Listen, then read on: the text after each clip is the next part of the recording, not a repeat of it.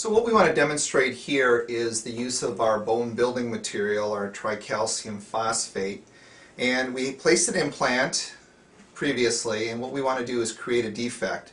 So let's make an incision using your scalpel.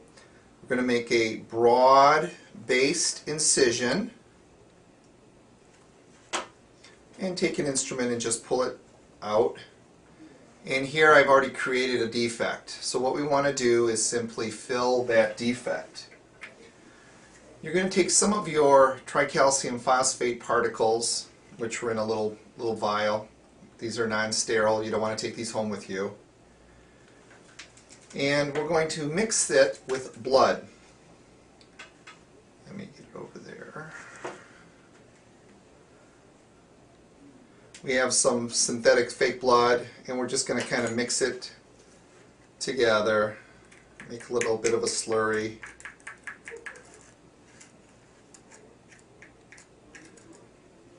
And well, it's kind of a little bit messy. And let's take it to site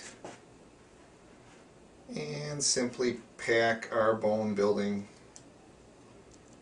materials into the defect.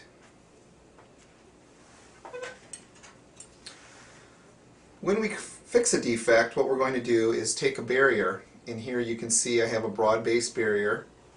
This is a resorbable barrier. And we're going to soak it in the blood or in saline so it's a little bit pliable.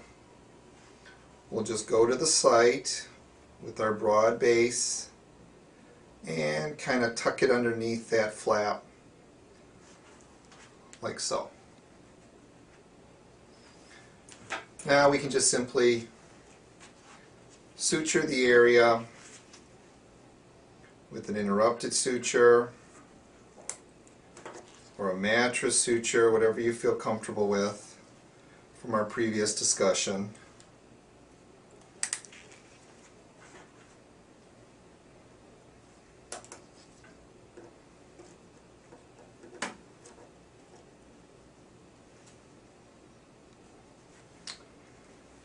And we'll tie our knots.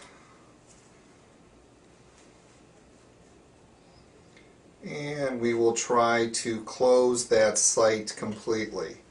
If we're not able to close that site completely, we may want to consider using a non-resorbable barrier.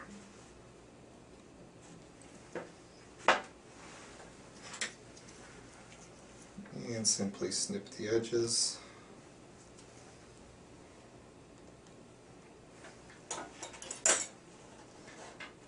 And we'll close that tight.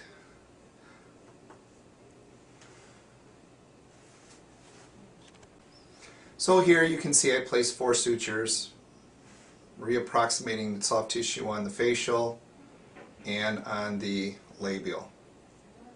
So in so doing, we resolved our defect or filled in the socket area after an extraction, and we should get nice healing of this area.